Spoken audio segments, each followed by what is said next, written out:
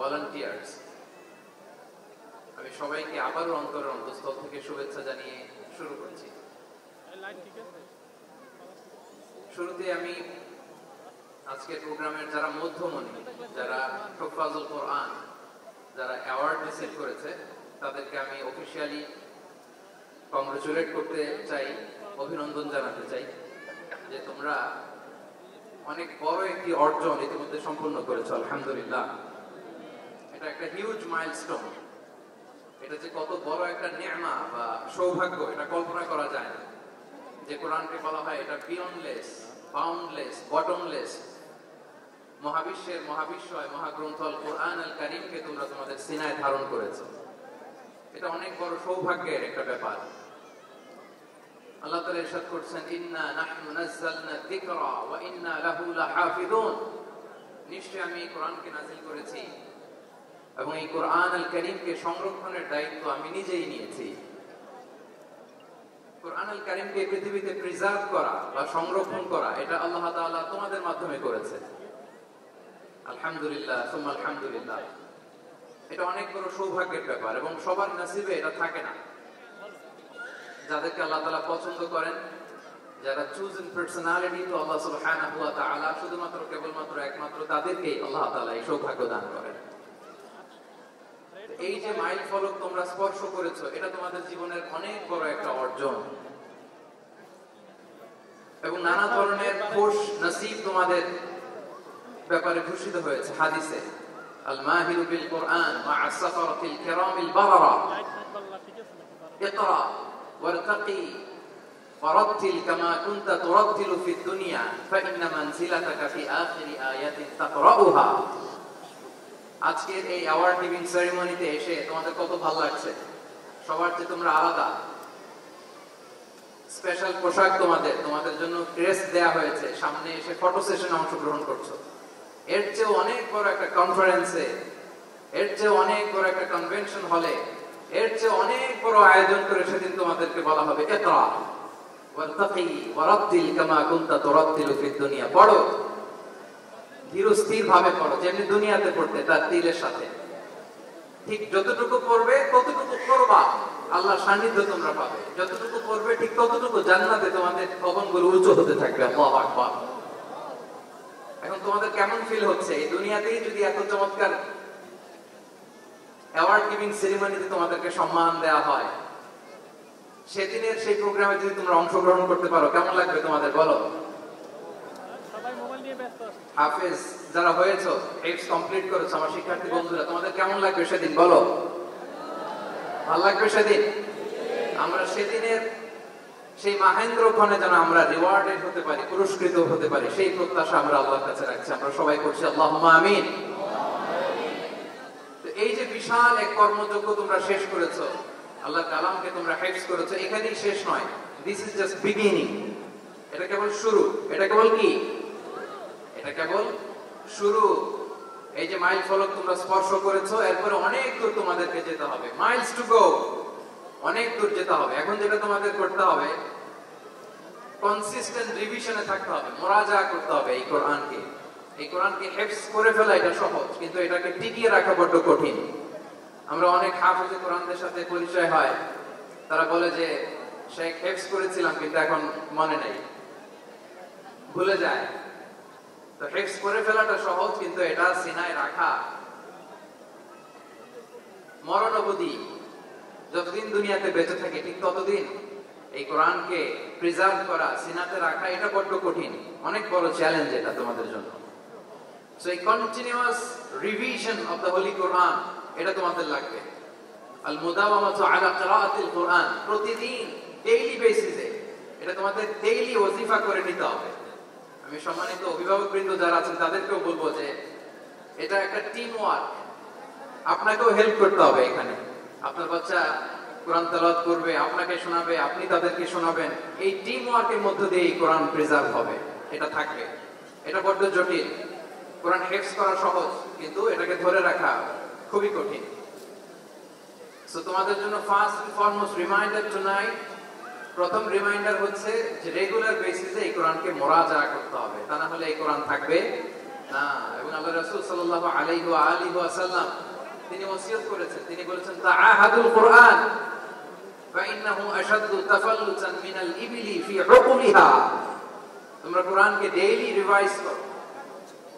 যারা তোমরা হিফজ কমপ্লিট করেছো, হাফাজাতুল কোরআন, তোমাদেরকে উদ্দেশ্য করে আল্লাহ রাসূল সাল্লাল্লাহু আলাইহি ওয়া আলিহি ওয়াসাল্লাম বলেন যে তাআহাদুল কুরআন, তোমরা ডেইলি বেসিসে কোরআনকে কি করো? রিভাইজ করো, রিভিশন দাও, মুরাজা করো, এটাকে সম্মান করো।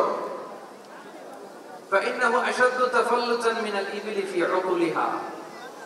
কেননা পোষ মানানো হয়নি এরকম কোন বন্য উট যদি এটা রশি ছেড়ে দেওয়া হয়, এটা যেমনি ছুটে পালায়, দৌড়ে পালায়, এটাকে ফিরে আনা যেমনি কঠিন, কোরআন হিফজ করার পরে, মুখস্থ করার পরে কেউ যদি ভুলে যায়, ওইটাকে আবার রিভাইভ করা তার চেয়ে বেশি কঠিন।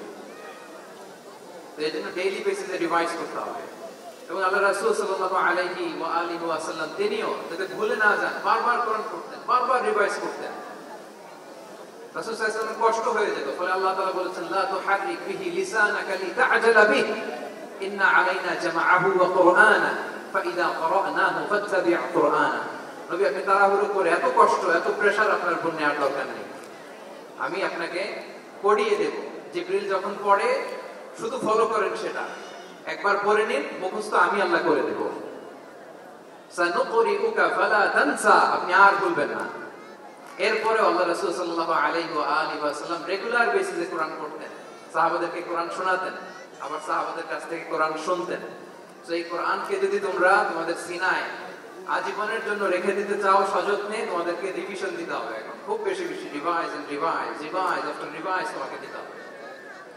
এবং সারা বছর কোরআনের যতটুকু নাজিল হতো, আল্লাহ রাসূল সাল্লাল্লাহু আলাইহি ওয়া আলিহি ওয়াসাল্লাম রমাদান আল মুবারাকে জিবরিল আলাইহিস সালামের সাথে রিভিশন করতেন। সারা বছর যা নাজিল হলো এটা আল্লাহ রাসূল সাল্লাল্লাহু আলাইহি ওয়াসাল্লাম জিবরিল আলাইহিস সালামকে শোনাতেন, আবার জিবরিল আলাইহিস সালাম আল্লাহ রাসূল সাল্লাল্লাহু আলাইহি ওয়াসাল্লামকে অতটুকু শোনাতেন। যে বছর তিনি ইন্তেকাল করবেন ওই বছর দুইবার তিনি গোটা কোরআনকে জিবরিল আলাইহিস সালামের সামনে পেশ করেছেন, শুনিয়েছেন। আবার জিবরিল আলাইহিস সালাম দুইবার আল্লাহর হাবিব সাল্লাল্লাহু আলাইহি ওয়া আলিহি ওয়াসাল্লামকে শুনিয়েছেন। আল্লাহু আকবার। তাহলে এটাই হচ্ছে সুন্নাহ। তিনি তো পৃথিবীর প্রথম হাফেজ নাকি? আল্লাহ রাসূল সাল্লাল্লাহু আলাইহি ওয়াসাল্লাম প্রথম হাফেজ ছিলেন না? উনি রেখেছেন কিভাবে কোরআনকে? প্রিজার্ভ করেছেন কিভাবে? রিভিশনের মাধ্যমে, রিভিশন এন্ড রিভিশন। তাহলে the first and foremost reminder for tonight in this ceremony for all of you today, you have to revise a lot. You have to recite a lot. প্রতিদিন recite করতে হবে, প্রতিদিন revise দিতে হবে। এটা আমাদের মনে থাকবে তো নাকি? শিক্ষার্থী বন্ধুরা আওয়াজ করো, মেক এ নয়েজ, মনে থাকবে? ইনশাআল্লাহ বিইذنিল্লাহ। তাহলে প্রথম কাজ হচ্ছে আমাদেরকে রিভাইজ করতে হবে। পাশাপাশি এই যে 114 সূরা তোমরা এই সিনার ভিতরে নিয়ে নিলা, মুখস্থ করে ফেললা, আল্লাহ তাআলা যা বলার তিনি সবই কোরআনে বলে দিয়েছেন, নতুন করে আর কিছু বলবেন না। এটা তো দ্য লেটেস্ট রিভেলেশন, এরপরে আর কোনো ওহী আসবে না, প্রত্যাদেশ আসবে না। ফলে আল্লাহ তাআলা আমাদেরকে যা বলা সব বলে দিয়েছেন। মুখস্থ করার বড় কাজ এখন যেহেতু শেষ, এবার আমরা বোঝার জন্য উঠে পড়ে লাগবো। কোরআনকে বুঝতে হবে আমাদের মাতৃভাষায়। এই কোরআনের মর্মবাণী, মর্মার্থ, আল্লাহ তাআলা কি ডুজ এন্ড ডোন্টস আমাদের জন্য দিয়েছেন, কি করা যাবে কি করা যাবে না সব তিনি বলে দিয়েছেন। এটা আমাদেরকে বুঝতে হবে। আমরা গত বছর একটা বই লিখেছি এক নজরে কোরআন নামে। আমরা খুব সহজে 114 সূরার সামারি, সিনপসিস এই কোরআনে নিয়ে এসেছি, এই বইটিতে নিয়ে এসেছি। ফলে কেউ কোরআনের বঙ্গানুবাদ পড়ার আগে বা তাফসীর পড়ার আগে যদি এক নজর এই বইটাতে একটু চোখ খোলা, একটু গো থ্রু করে, তার জন্য কোরআন বোঝাটা একেবারে সহজ হয়ে যাবে ইনশাআল্লাহ বিইذনিল্লাহ। এই বই ছাড়াও আরো অনেক অনেক বই সম্মানিত লেখকরা তারা লিখেছেন। আমরা যেন কোরআনের সাথে নিজেদের অ্যাটাচমেন্ট বাড়াই, মাতৃভাষায় যেন আমরা কোরআনকে বুঝি, আমরা কোরআনের অনুবাদ যেন ডেইলি বেসিসে পড়ি, কোরআনের সহজ সরল যে তাফসীর আছে এই তাফসীরগুলো যেন আমরা পড়ি। এটাকে বলে তাদাব্বুর। যে আয়াত দিয়ে আমি শুরু করেছি, আফালা ইয়াতাদাব্বারুনাল কুরআন আম আলা কুলুবিন আকফালুহা, আল্লাহ বলছেন তারা কি গভীর মনোযোগের সাথে কোরআন পড়বে না? উইথ ভাস্ট কনসেন্ট্রেশন, খুব ধ্যানমগ্নতার সাথে খুব মনোযোগ দিয়ে কি তারা কোরআন পড়বে না? নাকি তাদের হৃদয়ে তালা ঝুলে আছে? আমাদের হৃদয়ের জং ধরা তালা যদি আমরা খুলতে চাই, এটা আনলক করতে হবে আল কোরআন আল কারীম দিয়ে। তাহলে প্রথম রিমাইন্ডার হচ্ছে রিভিশন। আমার প্রিয় হাফেজ ভাই এবং বোনেরা, আমরা যেন রিভিশন দিই বেশি বেশি। 2 নম্বর কথা হচ্ছে আমরা যেন কোরআনের মর্মবাণী বাংলায় বুঝবার চেষ্টা করি। কোরআনের তাফসীর যেন আমরা করি, আমরা যেন তাদাব্বুরে কোরআন করি, কোরআনের যে রিফ্লেকশন গুলো আছে এগুলো যেন আমরা ধারণ করতে পারি। তাদাব্বুর শব্দটা বেসিক্যালি এসেছে আরবি শব্দ দুবুর থেকে। দুবুর, দুবুর শব্দের অর্থ হচ্ছে পেছন, যে কোনো জিনিসের পেছনকে বলে, আমাদের পেছনটাকে বলে দুবুর। তো তাদাব্বুরে কোরআন মানে হচ্ছে কোরআনের যে বাহ্যিক আয়াতের যে অর্থ, এর পেছনের যে গল্পটা, পেছনের যে রহস্য, এই আয়াতের পেছনের যে রহস্য, এটাকে উদ্ঘাটন করার চেষ্টা করা, আত্মনিমগ্ন হওয়া, কোরআনের রহস্য উন্মোচনের জন্য ধ্যানমগ্ন হওয়া, খুব গভীর মনোযোগ দিয়ে, with vast concentration and attention কোরআনকে পড়াকে বলে তাদাব্বুরে কোরআন। তাহলে রিভিশনের পাশাপাশি আমাদেরকে তাদাব্বুরে কোরআন করতে হবে। কি পারা যাবে তো ইনশাআল্লাহ? এই কোরআন যে তোমাদেরকে কোথায় নিয়ে যাবে তুমি জানোই না, তোমার কোনো আইডিয়াই নাই এই যে কোরআন তোমাদেরকে কোথায় নিয়ে যেতে পারে। এবং শিক্ষার্থীদের জন্য গোটা বিশ্ব খোলা, the entire world is open for you. তোমরা বিশ্ব জয় করতে পারো, তোমরা ঢাকা বিশ্ববিদ্যালয়ে যাবে, তোমরা চট্টগ্রাম বিশ্ববিদ্যালয়ে যাবে, এই যে তোমাদের এক বড় ভাই বসে আছে ডাকসুর ভিপি সাদিক কায়েম। ঢাকা বিশ্ববিদ্যালয়ে যে আমাদের কোরআনের আলো ছড়িয়ে দেওয়ার দরকার আছে না নাই বলো? তোমরা অক্সফোর্ডে যাবে, তোমরা এমআইটি তে যাবে, তোমরা হার্ভার্ডে যাবে, আমি হার্ভার্ডে গিয়েছি, এমআইটি তে গিয়েছি, তোমরা ইয়েল ইউনিভার্সিটিতে যাবে, সেখানে যে কোরআনের আলো ছড়িয়ে দিবে ইনশাআল্লাহ, বলি সবাই। তাহলে শিক্ষার্থীদের জন্য গোটা বিশ্ব খোলা। তুমি জানোই না যে আল্লাহ তাআলা তোমাকে কোথায় নেবে। খাত্তাতুল্লাহি আ'যামু মিন খাত্তাতিকুম, আল্লাহর প্ল্যান তোমার প্ল্যানের চাইতে অনেক অনেক বড়।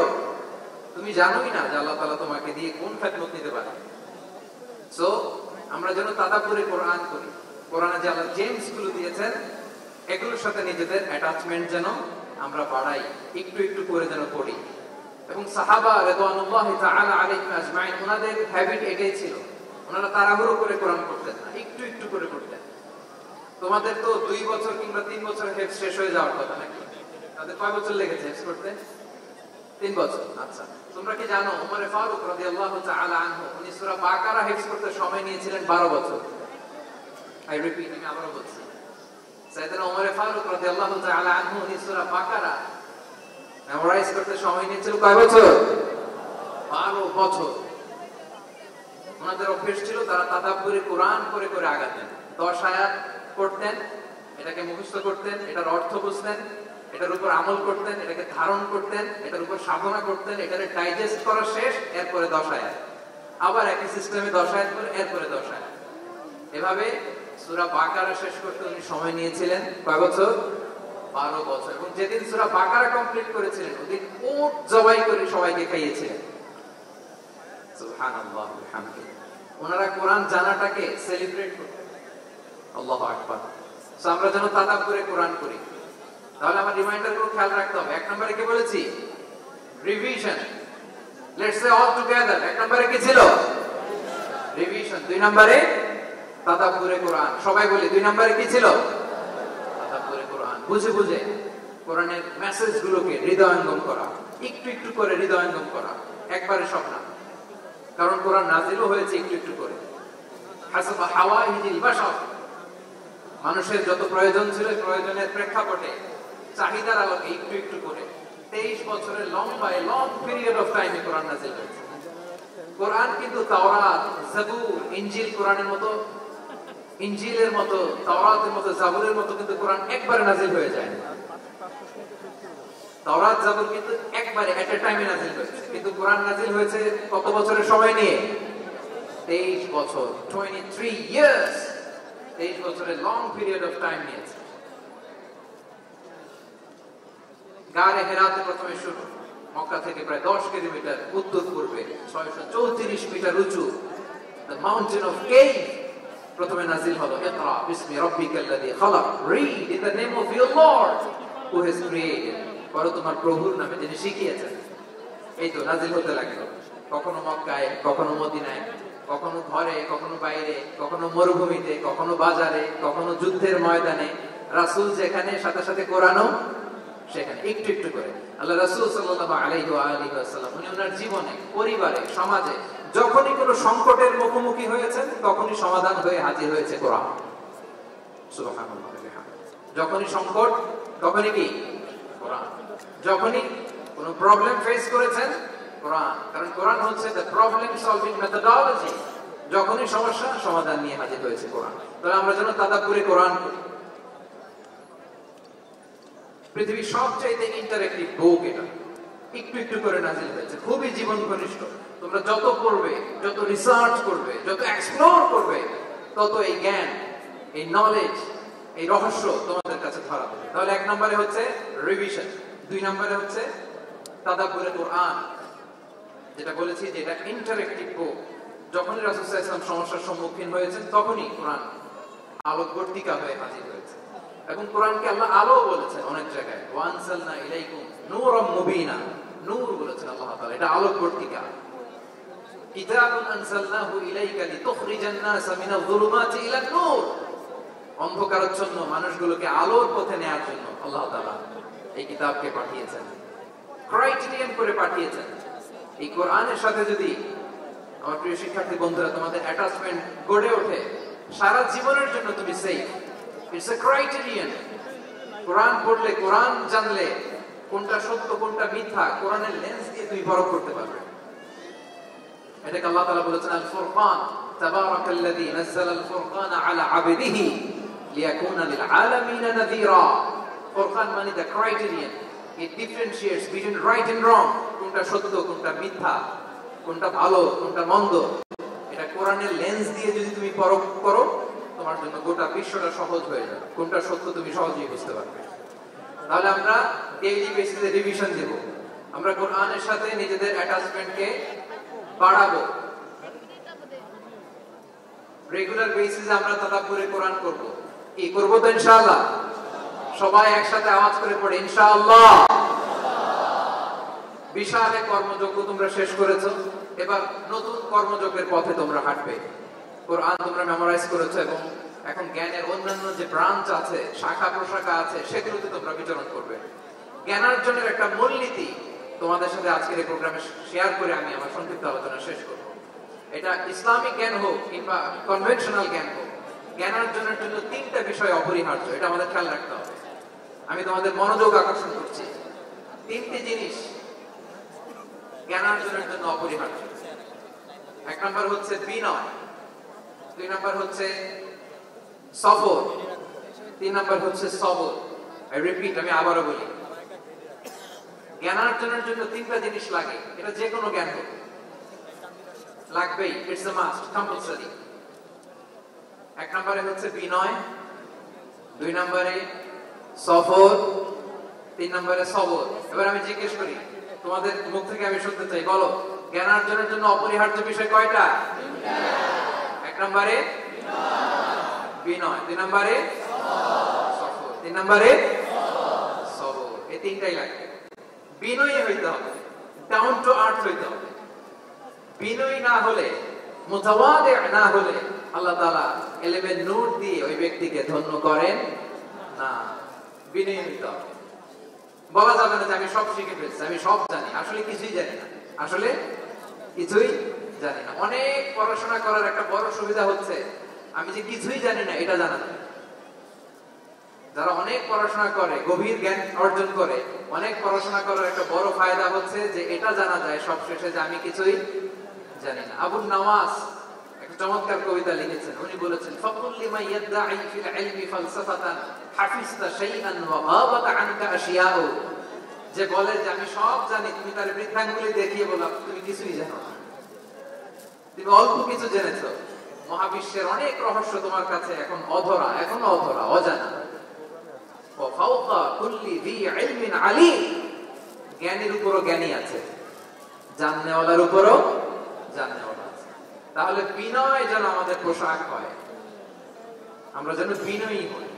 আমরা যার কাছ থেকে নলেজ নিব, ইলম নিব, তার কাছে বিনয়ী হইতে হবে। যেই পাত্রে পানি ঢালবো এটা থাকবে নিচে, আর যেই গ্লাস থেকে ঢালা হবে ওটা থাকে উপর। মুসা আলাইহিস সালাম একবার বনি ইসরাইলের মাঝে আলোচনা করছেন, হঠাৎ এক লোক বলে যে ইয়া নবী আল্লাহ মান আ'লামু ফিল আরদ, বর্তমান পৃথিবীতে সবচেয়ে বড় জ্ঞানী কে? তো মুসা আলাইহিস সালাম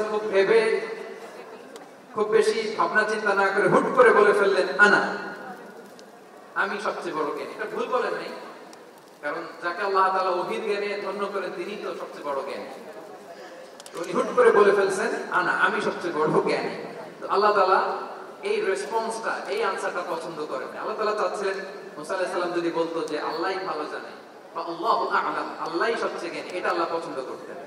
তো উনি যখন বলে ফেলছেন আমি, আল্লাহ বলে না মুসা, তুমি যে বলে ফেললে আমি সবচেয়ে বড় জ্ঞানী, তুমি তো সবচেয়ে বড় জ্ঞানী নও, তোমার চেয়ে বড় জ্ঞানী আছে। শুনে তো মুসা আলাইহিস সালাম কি আমার চেয়ে বড় জ্ঞানী কোথায়? আল্লাহ বলেন ইযহাব ইলা মাজমা'ইল বাহরাইন, দুই সাগরের মিলনস্থলে যাও, ওখানে আমার এক বান্দা আছে ইসমুহু খাদির। এই খাদির যারা আমরা বাংলায় খিজির বলি আর কি, এই খিজির তোমার চেয়েও জ্ঞানী। আল্লাহু আকবার। আপনারা সূরা কাহফের তাফসীর পড়লে জানতে পারবেন। গেলেন নৌকার মধ্যে বসা, হঠাৎ একটা চড়ুই পাখি এসে সাগরের পানি খাচ্ছে। অনেক, to make the long story short, বড় স্টোরিকে আমি ছোট করে বলছি। দুইজন নৌকায় বসা, একটা চড়ুই পাখি এসে সাগরের পানি খায়। তো খিজির আলাইহিস সালাম বললেন মুসা, চড়ুই পাখিটা দেখতে পাচ্ছ? মুসা আলাইহিস সালাম বললেন হ্যাঁ দেখতে পাচ্ছি।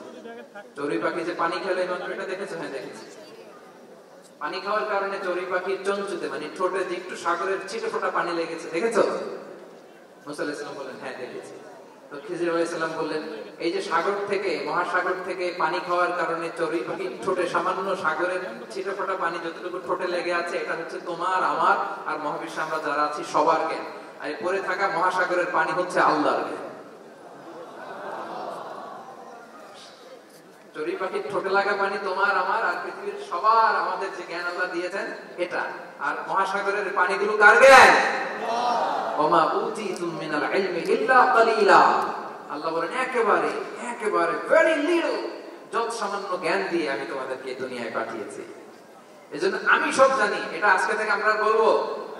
আমার শিক্ষার্থী বন্ধুরা নয়েজ করো, বলো আমরা বলবো আল্লাহু আ'লাম, আল্লাহ ভালো জানেন। সাহাবাদের এই বৈশিষ্ট্য ছিল, ওনারা বলতেন আল্লাহু ওয়া রাসূলুহু আ'লাম, আল্লাহ এবং আল্লাহর রাসূল ভালো জানেন। এবং আমাদের ক্লাসিক স্কলারদের এই বৈশিষ্ট্যটা ছিল, অনেক প্রশ্নের উত্তর ওনারা দিতেন। আমাদের তো প্রশ্ন করলে আমরা হুটহাট উত্তর দিয়ে দিই। অন অ্যান এভারেজে 10টা প্রশ্ন করলে ইমাম মালিক এর মধ্যে অধিকাংশ প্রশ্নের উত্তরে বলতেন আনা লা আ'লাম, আমি জানি না। আমি জানি না এটা যখন আমরা বলতে শিখি তখনই বেসিক্যালি আমরা নলেজেবল হয়ে উঠি, জ্ঞানী হয়ে উঠি। তাহলে জ্ঞানার্জনের জন্য অপরিহার্য কয়টা বিষয় বলেছিলাম? মনে আছে না? ঘটনা শুনতে শুনতে কয়টা মোট? এক নম্বরে বিনয়। আমরা বিনয়ী হব। আওয়াজ করে বলি আমরা কি হব? আমরা বিনয়ী হব। এই যে আমরা কোরআন হেফজ করলাম, এরপরে তুমি যদি বুখারী হেফজ করো, মুসলিম হেফজ করো, এটা তোমার বাহ্যিক জ্ঞান অর্জন হয়েছে। জ্ঞানের দুইটা সাইড, একটা ইন্টারনাল নলেজ আর একটা হচ্ছে এক্সটার্নাল নলেজ। বাহ্যিক জ্ঞান এটা হয়েছে, আর একটা আছে ইন্টারনাল নলেজ, এটাকে বলে অন্তর্নিহিত জ্ঞান। ইলমে লাদুন্নি ওয়া আল্লামনাহু মিন লাদুন্না ইলমা। এটা শুধু কোরআন হেফজ করলেই হয় না, এটা কোরআন করার পরে, হাদিস পড়ার পরে, এগুলোর উপর আমল করার পরে, বছরের পর বছর সাধনা করার পরে আল্লাহ তাআলা কোন ব্যক্তিকে ইলমের নূর দেন। এটা এত সহজ না। আমরা এক্সটার্নাল নলেজ, বাহ্যিক জ্ঞান খুব সহজেই রিসিভ করতে পারি। এটা ইন্টারনাল নলেজ, যেটা অন্তর্নিহিত জ্ঞান, যেটা তোমার দূরদৃষ্টি বাড়াবে, তোমার ফেরাসত বাড়াবে, তোমার বিচক্ষণতা বাড়াবে, তোমার ফারসাইটেডনেসকে বাড়াবে। ওই অন্তর্নিহিত জ্ঞানের জন্য বছরের পর বছর সাধনা করতে হয়। সো আমরা যেন বিনয়ী হই, এটা হচ্ছে নাম্বার 1। 2 নাম্বার কি বলেছিলাম? সফর। ফানজুরু কাইফা কানা আকিবাতুল মুকাজ্জিবিন। আল্লাহ বলে সফর করো, সিরু ফিল আরদ, ট্রাভেল করো। ট্রাভেল করলে তোমার চোখ খুলে যাবে। তুমি যদি পেট্রাতে যাও, জর্ডানের পেট্রা, তোমার চোখ খুলে যাবে। তুমি যদি ফেরাউনের লাশ দেখে আসো, তুমি অবাক হয়ে যাবে। তুমি যদি জর্ডানের ডেড সি ঘুরে আসো, তুমি অবাক হয়ে যাবে। হাজারটা বই পড়ে তুমি ওই জ্ঞান অর্জন করতে পারবে না, যেই জ্ঞান তুমি ট্রাভেলিং করে অর্জন করতে পারবে। তাহলে প্রমাণ করতে হবে। আর 3 নম্বরে কি বলেছিলাম? সবর, মানে হার্ড ওয়ার্কিং হইতে হবে। পরিশ্রমের কোনো বিকল্প নাই। There is no alternative to be hard working. কোনো বিকল্প নেই, হার্ড ওয়ার্ক তোমাকে করতেই হবে। এটাই সবর। এই 3টা প্রশিক্ষণই আল্লাহ তাআলা মুসা আলাইহিস সালামকে দিয়েছিলেন। লম্বা ঘটনা, তিনি খিজির আলাইহিস সালামের সাথে সফর করেছেন, ওনার কাছে যে বিনয়ী হয়েছেন। তারপরে বারবার উনি ধৈর্যহারা হয়ে যাচ্ছিলেন, আল্লাহ ধৈর্যের পরীক্ষা নিয়েছেন। তাহলে বিনয়, সফর এবং সবর, এই তিনটা জিনিস জ্ঞানার্জনের জন্য অপরিহার্য। এই ফিচার গুলো দিয়ে, এই ক্যারেক্টারিস্টিক্স গুলো দিয়ে যেন আল্লাহ তাআলা আমাদেরকে ধন্য করে আমরা সবাই পড়ি আমিন। আমরা আল্লাহর কোরআনকে যেভাবে হৃদয়ে ধারণ করতে পেরেছি, আমরা যেন কোরআনের তাদাব্বুরের মধ্য দিয়ে, কোরআনের রিফ্লেকশন গুলোর সাথে নিজেদের অ্যাটাচমেন্ট বাড়ানোর মধ্য দিয়ে আলোকিত মানুষ হতে পারি। আল্লাহ তাআলা আমাদেরকে তৌফিক দান করুন। আমি আবারও তানজিমুল উলামা ফাউন্ডেশনকে অন্তরের অন্তঃস্থল থেকে শুভেচ্ছা জানিয়ে এবং তোমাদের যে এই চমৎকার সাফল্য, এই সাফল্যর ধারাবাহিকতা কামনা করে তোমাদের জন্য প্রাণ ঢালা অফুরান দোয়া এবং ভালোবাসা রেখে আমার সংক্ষিপ্ত আলোচনা এখানেই শেষ করছি। আল্লাহ তাআলা আমাদের সবাইকে কথাগুলো বোঝা এবং আমল করার তৌফিক দান করুন। আমিন। হাদা মা ইনদি ওয়াল ইলমু ইনদাল্লাহি আলাইহি তাওয়াক্কালতু ওয়া ইলাইহি উনি। ওয়াসসালামু আলাইকুম ওয়া রাহমাতুল্লাহি ওয়া বারাকাতুহু। ওয়া আলাইকুম